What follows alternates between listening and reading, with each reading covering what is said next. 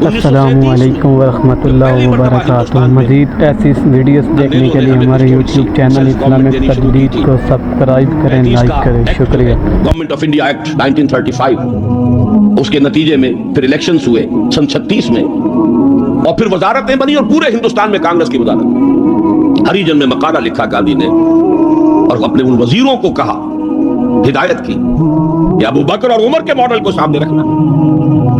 میں تمہارے سامنے ابو بکر اور عمر کی مثال پیش کروں۔ مجھے ایک واقعہ اور یاد آیا ہے، یہ تو چیز چھپی ہوئی ہے، ہریجن کا مقالہ ہے، اس کو تو کوئی شخص ویریفائی کر سکتا ہے۔ ایک واقعہ جو ہے، یہ ایک روایت ہے۔ میں جب پہلی مرتبہ حیدرآباد دکن گیا تھا، یہ آج سے کوئی 10 سال پہلے کی بات ہے، وہاں ایک مولانا ابوالکلام آزاد انسٹیٹیوٹ ہے، اس میں میری ایک تقریر تھی۔ السلام علیکم۔ مزید اس طرح کے ایمان افروز بیانات سننے کے لیے ہمارے چینل قرآنک ویژن کو سبسکرائب کیجئے۔ آپ کی نوازش کا شکریہ۔ اسلام کا آئیڈیل نظام تو وہ تھا کہ دور فاروقی میں سفیر آیا ہے ایران کا، اس نے پوچھا اینا ملککم، تمہارا بادشاہ کہاں ہے؟ اسے جواب ملا لیس لنا ملکن بل لنا امیرون، ہمارا کوئی بادشاہ نہیں ہے، ہمارا تو ایک امیر ہے، امیر المومنین ہے ہمارا۔ بھئی وہ کہاں ہے؟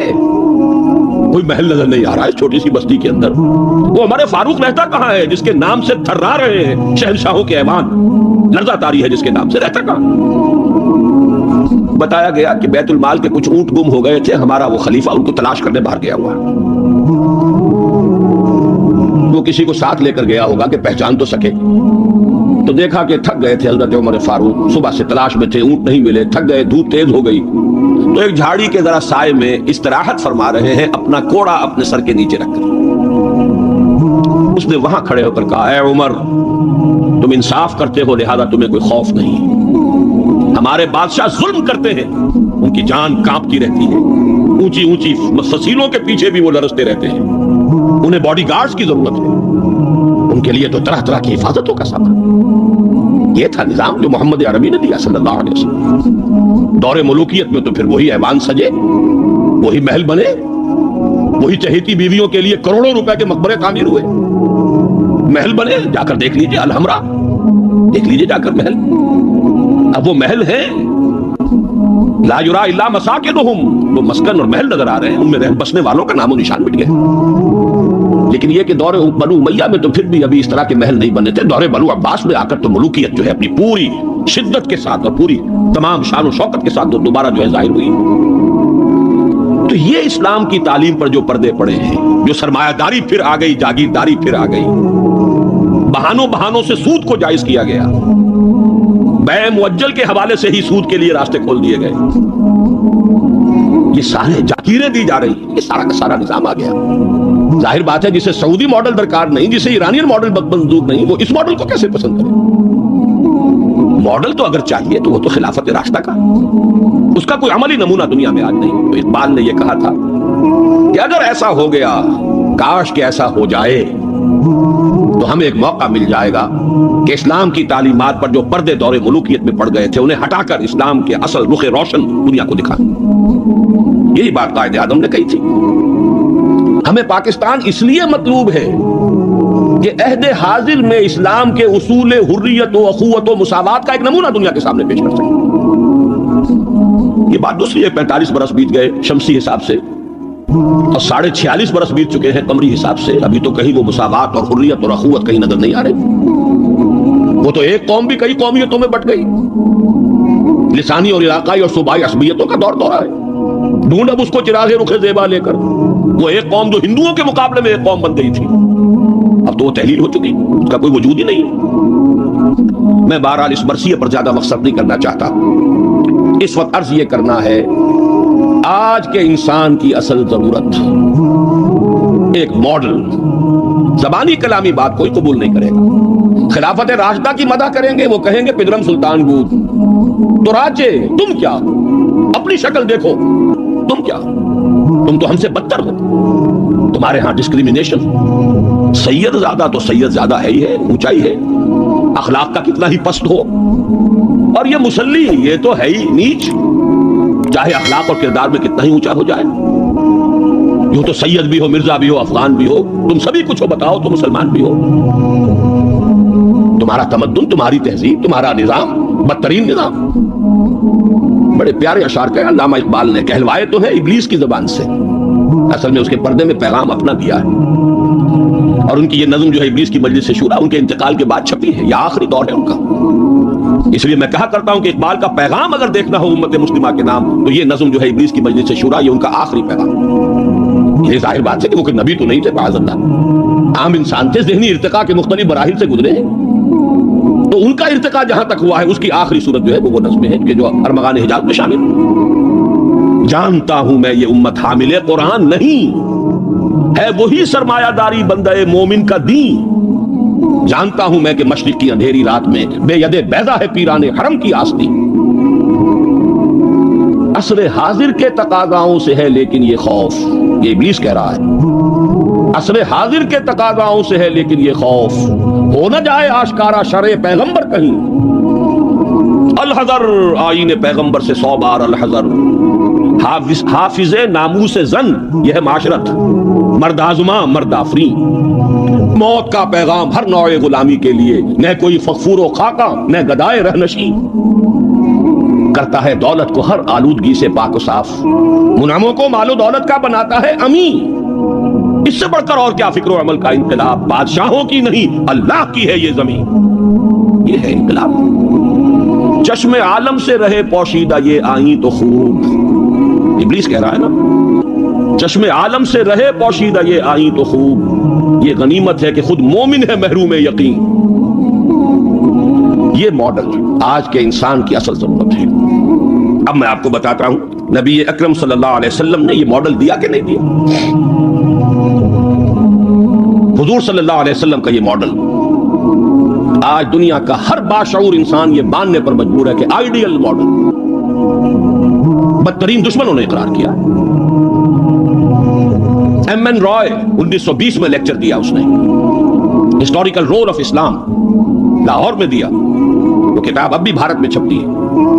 اس نے کہا کہ تاریخ انسانی کا عظیم ترین انقلاب وہ ہے جو محمد نے برپا کیا صلی اللہ علیہ وسلم۔ گاندھی نے 1937 میں جب پہلی مرتبہ ہندوستان میں انگریزوں نے ہمیں کچھ تھوڑی سی سیلف گورنمنٹ دینی شروع کی تھی، 35 کا ایکٹ جو ہے گورنمنٹ آف انڈیا ایکٹ 1935، اس کے نتیجے میں پھر الیکشنز ہوئے سن 36 میں، اور پھر وزارتیں بنی اور پورے ہندوستان میں کانگریس کی وزارت۔ ہریجن میں مقالہ لکھا گاندھی نے اور اپنے ان وزیروں کو کہا، ہدایت کی کہ ابو بکر اور عمر کے ماڈل کو سامنے رکھنا۔ میں تمہارے سامنے ابو بکر اور عمر کی مثال پیش کروں۔ مجھے ایک واقعہ اور یاد آیا ہے، یہ تو چیز چھپی ہوئی ہے، ہریجن کا مقالہ ہے، اس کو تو کوئی شخص ویریفائی کر سکتا ہے۔ ایک واقعہ جو ہے یہ ایک روایت ہے، میں جب پہلی مرتبہ حیدرآباد دکن گیا تھا، یہ آج سے کوئی 10 سال پہلے کی بات ہے، وہاں ایک مولانا ابوالکلام آزاد انسٹیٹیوٹ ہے، اس میں میری ایک تقریر تھی، کھچا کھچ بھرا ہوا ہال۔ ایک صاحب جو گورنر رہے تھے، پرانے کانگریسی، بوڑھے 80 برس کی عمر کے گورنر رہے تھے بہار کے، بھی نام مجھے اس وقت ذہن سے اتر گیا ہے، وہ ان کی صدارت تھی۔ وہاں میں نے تقریر کی مولانا ابوالکلام آزاد مرحوم کے ایک زندگی کے بارے میں، اب اس کا تفصیل میں یہاں بیان نہیں کروں گا۔ تو ایک صاحب جو وہاں ریٹائر ہوئے تھے عثمانیہ یونیورسٹی سے as head of the political science department, وہ مجھ سے ملے۔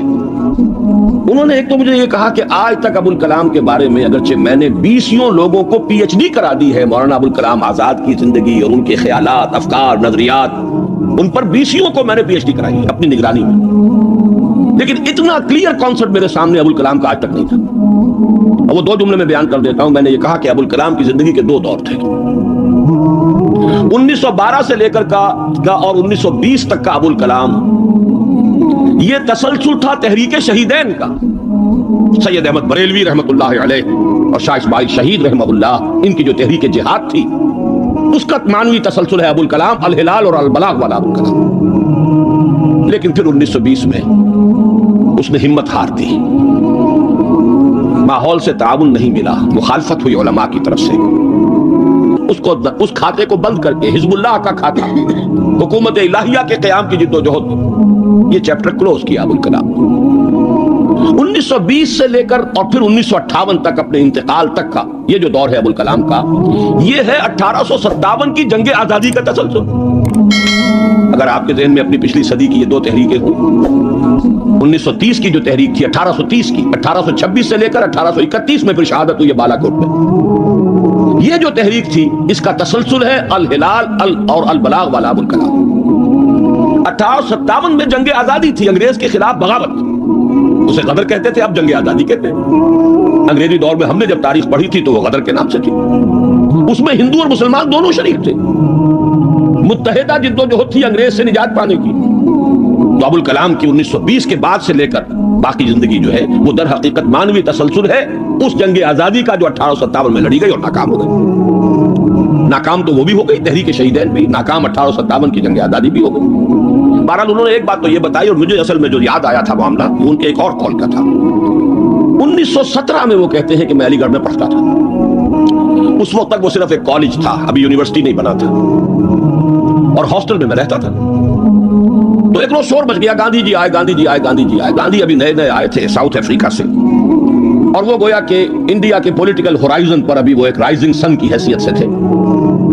شور مچ گیا، گاندھی جی آئے، گاندھی جی آئے۔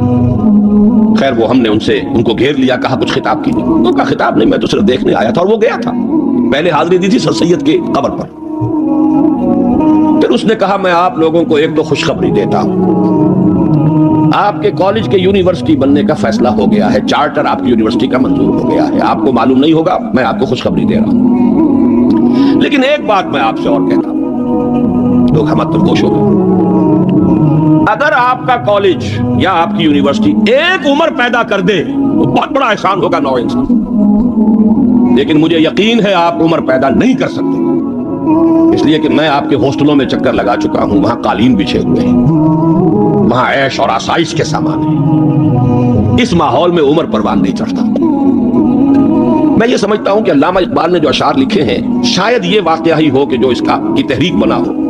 تیرے صوفے ہیں افرنگی، تیرے قالی ہے ایرانی، لہو مجھ کو رلاتی ہے جوانوں کی تناسانی۔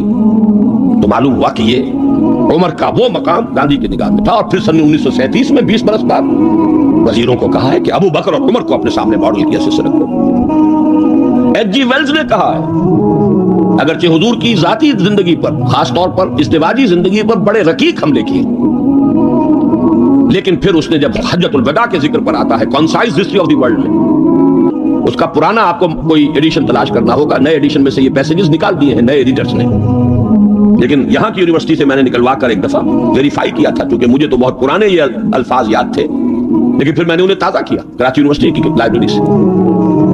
اس میں وہ لکھتا ہے، وہ حضور کے خطبے کے الفاظ نقل کر کے، لا فضل لعربی علی عجمی ولا لعجمی علی عربی ولا لاحمر علی اسود ولا لاسود علی احمر الا بالتقوى کلکم بنو آدم وآدم من تراب۔ اس کا ترجمہ دے کر پھر لکھتا ہے کہ اگرچہ ہیومن فریٹرنیٹی، فریڈم اور ایکویلٹی کے سرمنز تو پہلے بھی بہت کہے گئے تھے، جیزس آف نزارت کے ہاں حضرت مسیح کا تذکرہ کرتا ہے، جیزس آف نزارت کے ہاں بھی سرمنز تو بہت تھے، لیکن یہ ماننا پڑتا ہے کہ تاریخ انسانی میں پہلی مرتبہ محمد نے ان اصولوں پر ایک معاشرہ قائم کر کے دکھایا۔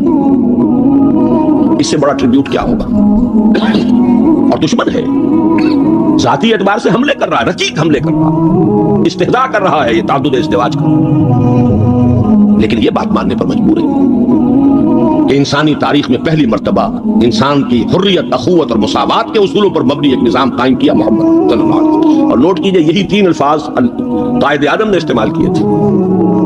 ہم پاکستان اس لیے چاہتے ہیں کہ عہد حاضر میں اسلام کے اصول حریت و اخوت و مساوات کا ایک نمونہ دنیا کو دکھائیں۔ اسی طرح پھر ڈاکٹر مائیکل ہارٹ کی دی 100 مشہور کتاب ہے۔ بہرحال یہ ماڈل، یہ رحمت محمد الرسول اللہ صلی اللہ علیہ وسلم انسان کو عطا کر چکے ہیں، اور اپنے تو بہرحال مدح کریں گے ہی، اپنوں کی تو آنکھ محبت اور عقیدت کی آنکھ ہے، لیکن میں نے یہ گواہیاں دی ہیں اغیار کی، دشمنوں کی۔ اب آئیے دوسری آیت کی طرف، لقد کان لکم فی رسول اللہ اسوۃ حسنہ۔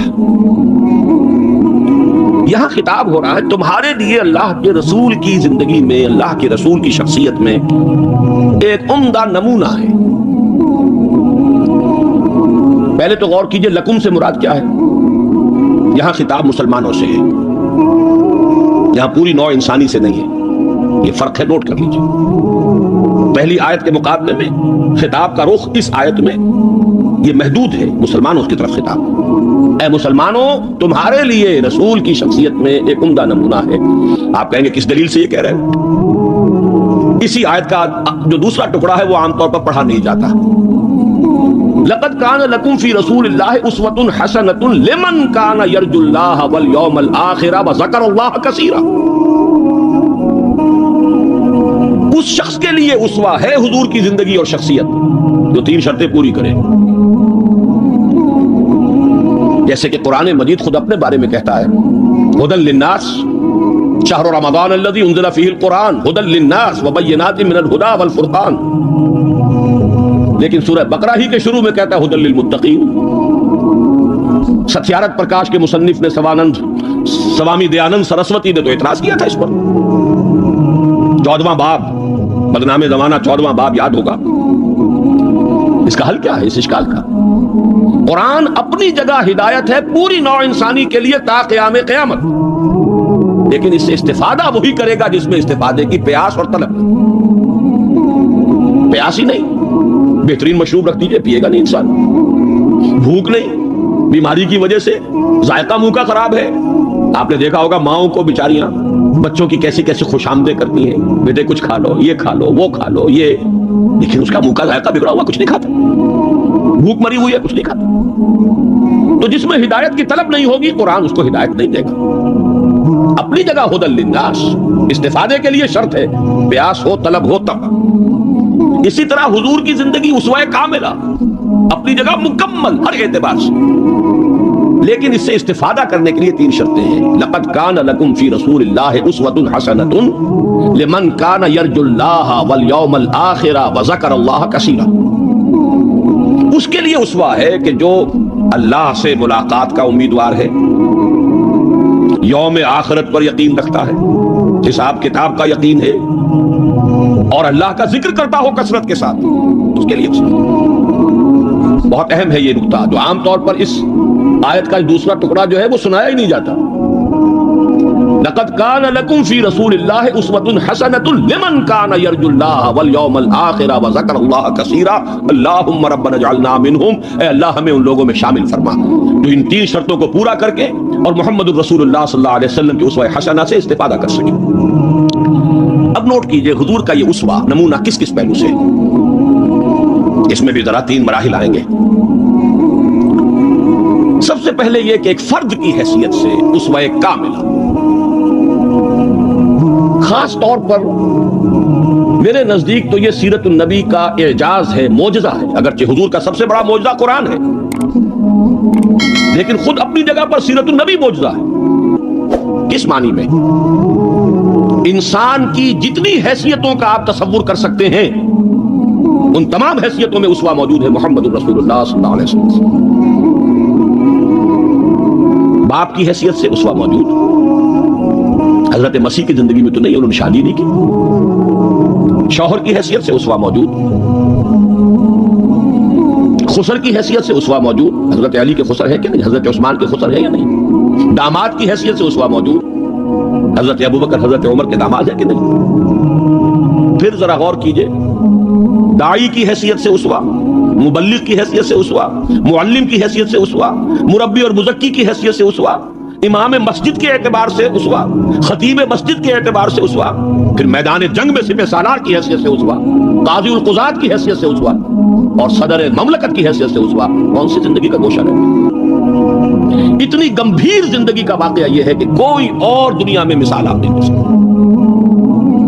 اتنی جامع زندگی. یہی بات ہے جو ڈاکٹر مائیکل ہارٹ نے تو یہی بات تو کہی ہے. He is the only person supremely successful in both the religious and secular fields. باقی عظیم شخصیتیں ایسی ہیں یا مذہب و اخلاق اور روحانیت کے میدان میں بلند نظر آئیں گی تو دنیا اور سیاست اور مملکت اور ریاست اور سپہ سالاری میں زیرو. گوتم بدھ کا ادھر اونچا مقام ہے ادھر زیرو. حضرت مسیح کا ادھر اونچا مقام ادھر زیرو. حضرت مسیح ابھی آئیں گے دوسرا میدان بھی، اس میں بھی ان کی جولانیاں ہوں گی، لیکن اس وقت تک دنیا جس مسیح سے واقف ہے ان کی زندگی میں تو دوسرا کھاتا ہی نہیں ہے، کھانا کھلا ہی نہیں. اور ادھر آئیے سکندر اعظم کہاں میکڈونیا سے چلا ہے اور بیاس تک پہنچ گیا ہے 3 سال کے اندر اندر. لیکن روحانیت اور مذہب اور اخلاق کے معاملے میں زیرو سے کام نہیں چلتا، کوئی مائنس ویلیو لانی پڑے گی. اسی طرح اٹیلا، اسی طرح چنگیز خان. ایک ہی شخصیت ہے, the only person supremely successful in both the fields. گویا کہ ہر اعتبار سے اسوہ کاملہ. یہاں بھی ایک نقطہ ذرا سی ڈائگریشن ہے. ایک پہلو ایسا ہے انسانی زندگی کا جس میں حضور اس کا کی شخصیت یا آپ کی سیرت اسوہ نہیں ہے. آدمی چونک جائے گا, اسے شاید توحید پر محمول کرے, لیکن ہے. اور وہ شخصیت کا پہلو ہے ایک عورت کی حیثیت سے, بیوی کے لیے اسوہ, ماں کے لیے اسوہ. کہاں سے آئے؟ آخر آدھی انسانیت ہے, نصف بہتر حیات آپ تو کہتے ہیں, دی بیٹر ہاف, اس کے لیے اسوہ, اس کی نسوانی زندگی کے اعتبار سے اسوہ کا. دیکھیے یہی نقطہ ہے, نوٹ کر لیجئے, دل پر لکھ لیجئے. یہی وجہ ہے کہ جس سورہ مبارکہ میں یہ آیت آئی ہے لقد کان لکم فی رسول اللہ اسوۃ حسنہ, اسی میں فرمایا گیا اے نبی کی بیویوں تمہیں اسوہ بننا ہے پوری نوع انسانی.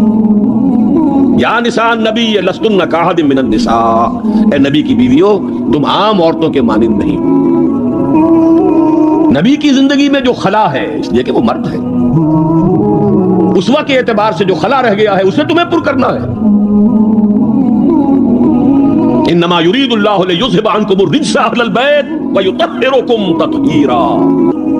اللہ چاہتا ہے کہ تم سے ہر طرح کی گندگی آلائش کو خوب دھو کر پاک کر دے. تطہیر, جتنا کہ تطہیر کا حق ہے بتمام و کمال تمہاری شخصیتوں میں پورا ہو جائے, اس لیے کہ تم پوری امت کے لیے, نوع انسانی کے لیے اسوہ کی وہ کمی کہ جو سیرت محمدی میں ہے صلی اللہ علیہ وسلم, اس خلا کو پر کرنے والی بنو گی. بہرحال انفرادی حیثیت میں گمبھیر ترین اسوہ حضور کی زندگی میں موجود. اسی کا ایک رخ اور بھی ہے انفرادی زندگی کا, اور وہ ہے اخلاقیات. حضور کا اپنا قول ہے انما بعثت لاتمم مکارم الاخلاق, مجھے اس لیے بھیجا گیا ہے, مبعوث کیا گیا ہوں تاکہ اخلاق کی بہترین جو بلندیاں ہیں ان کی تکمیل کر دوں, اتمام کر دوں. اس کا مفہوم کیا ہے, اس کو سمجھ لیجیے. علیحدہ علیحدہ انڈیویجول ایتھیکل ویلیوز, اخلاقی قدریں مختلف انبیاء کی زندگی میں اپنے نقطہ عروج کو پہنچ چکی تھی. صبر میں حضرت ایوب سے آگے کس کا مقام ہوگا؟ ان کے تو نام کا جز ہے ایوب صابر, محاورہ ہے صبر ایوب. تسلیم میں حضرت اسماعیل سے آگے کون جائے گا جو گردن رکھ رہا ہے, ابا جان چلائیے چھری, ستجدنی انشاءاللہ من الصابرین. سر تسلیم خم ہے, جو مزاج یار میں آئے اس سے کوئی اونچا مقام ہوگا. استقامت میں حضرت نوح سے آگے کوئی جا سکتا ہے؟ 950 برس. کس پر آئے 950 برس؟ فلبث فیہم الف سنۃ الا 50 عاما. دعوت اور تبلیغ میں استقامت سے اس سے آگے تو کوئی مقام ممکن نہیں. غیرت اور حمیت اور جلال دین کے لیے حضرت موسیٰ سے آگے کون جائے گا؟ زہد اور لذات دنیا سے کنارہ کشی میں حضرت مسیح اور حضرت یحییٰ سے آگے کون سا مقام؟ اب کمی کون سی تھی؟ یہ ہے بات سوچنے کی. پھر اتمام کس کا کیا حضور؟ یہ اتمام ہے جامعیت کا اتمام. ان تمام اقدار کو جمع کر کے ایک بہترین گلدستہ توازن, اعتدال کے ساتھ ان سب کو ایک شخصیت میں جمع کر دینا, یہ ہے وہ اتمامی اور تکمیلی شان جو محمد رسول اللہ صلی اللہ علیہ وسلم کی ہے اس میدان میں. زہد بھی ہے لیکن ازواج مطہرات بھی ہے, نکاح بھی ہے. وہ زہد نہیں ہے کہ جو رہبانیت والا زہد ہے. حضرت عائشہ کی شہادت ہے کہ حضور بیٹھے ہوتے تھے ہمارے ماں بہن اور پیار اور محبت کی باتیں ہوتی تھی. وہ زاہد خشک کا معاملہ نہیں تھا حضور کا. حضور نے خود فرمایا مجھے تمہاری اس دنیا سے 3 ہی چیزیں پسند ہیں, ان میں سے ایک عورت کا ذکر کیا. کوئی حجاب نہیں, جو فطرت ہے جو اللہ نے بنائی ہے, بھرپور عائلی زندگی بسر کی ہے. بہت محبت کرنے والے اور محبت دینے والے شوہر تھے محمد صلی اللہ علیہ وسلم. لیکن جیسے ہی اذان کی آواز آتی تھی ایسے اٹھ کر چلے جاتے تھے کہ جیسے ہم سے کوئی تعلق ہی نہیں, سروکار ہی نہیں, ہم سے واقف ہی نہیں کہ ہم کون. یہ ہے وہ درمیانے قارے دریا تختہ بدم کر دئی باز بھی گوئی کے دامن ترمکن ہوشیار باش. اچھا دیکھیے یاد آ گیا ہے, آپ کی بھی طبیعت اس وقت جو ہے میں تو دیکھ رہا ہوں آمادگی ہے, وقت کچھ زیادہ بھی صرف ہو جائے تو کوئی حرج نہیں. رجم کا ایک واقعہ ہو رہا ہے حضرت مسیح کی زندگی میں. وہ میری مگدلین پڑھا ہوگا آپ نے, زانیہ تھی, जुर्म साबित हो गया, उसे रज्म करने के लिए लेके जा रहे थे। शोर मचा हुआ था, हजरत मसीह भी गुजर रहे थे, क्या मामला है, ये है। फरमाया ठीक है चलो, खुद भी चले। अब जब उसे बांध दिया गया, अब खड़े होकर फरमाया ठीक है, कानून है रज्म का और ये शरीयत मूसवी का हुक्म है, रज्म होना चाहिए, लेकिन इसको पहला पत्थर वो मारे जिसने खुद कभी जिना न किया। मैं कहता हूं हैरतनाक बात है ये कि इतनी शराफत उन लोगों में थी कि एक एक जो है वहां से खिसकना शुरू हो गया, मजमा छट गया। ये एक रुख है जिंदगी का। हुजूर की शख्सियत में अब आपको दो रुख जमा मिलेंगे। वो गामिदिया खातून आई है, उसने कहा हुजूर मुझसे वो खता हो गई है, मुझे पाक कर दी। हुजूर ने पूछा कि कहीं कोई हमल तो नहीं है? जी हमल भी है। तो जाओ, जुर्म तुम्हारा है, उस जान का क्या जुर्म है जो तुम्हारे पेट में है? वज़े हमल के बाद आना। अब आई है वो वज़े हमल के बाद, बच्चा गोद में है। हुजूर वो मरहला तय हो गया, मुझे पाक कर दीजिए, रज्म कर दीजिए, मैं पाक हो जाऊं, दुनिया की सजा में भुगत लूंगी, आखिरत में अल्लाह मुझे बचाओ। फरमाया अभी तो इस बच्चे की जिंदगी तुम्हारे साथ वाबस्ता है, जाओ दूध पिलाओ। कुछ दिनों के बाद फिर आई है, बच्चे के हाथ में रोटी का टुकड़ा है, खा रहा है। फरमाया हाँ ठीक है, ले जाओ इसको रज्म कर दो, अल्लाह का हुक्म है। ला ताखुज़कुम राफतुन फी दीनिल्लाह वला ताखुज़कुम बिहिमा राफतुन फी दीनिल्लाह। अल्लाह का हुक्म है, करना होगा, चाहे अपने सीने पर पत्थर रखना पड़े, अब रज्म करना होगा। लेकिन जब रज्म हो गया है और वो खातून जो है उनका इंतकाल हो गया, किसी की जबान से निकल गया कितनी बेहया औरत थी, हुजूर ने डांट दिया। नहीं, इस औरत ने वो तौबा की है कि अगर तमाम मदीने वालों पर तकसीम कर दी जाए तो सबकी निजात का जरिया बन जाए। ये तवादु है, हुक्म रब का नफास भी है, उसमें अपनी जाती शफकत को आड़े नहीं आने देना है। लेकिन ये नहीं है कि उससे कोई सुएज़न हो। मरीज से दुश्मनी नहीं होती, मर्ज से दुश्मनी होती। मरीज से तो हमदर्दी होती, और इसने तो वो तौबा की है। बहरहाल इंफरादी सतह पर मैंने एक तो अर्ज किया कि उसवे मोहम्मदी की जामियत कुबरा। नंबर 2, अखलाकी मैदान में तकमील, यानी तमाम जितनी अखलाकी अक़दार हैं बुलंद और आला, उनका मजमुआ हसीन गुलदस्ता। अगर आपको हमारी ये वीडियो अच्छी लगी है तो हमारे YouTube चैनल इस्लामिक तजदीद को सब्सक्राइब करें, लाइक करें। शुक्रिया।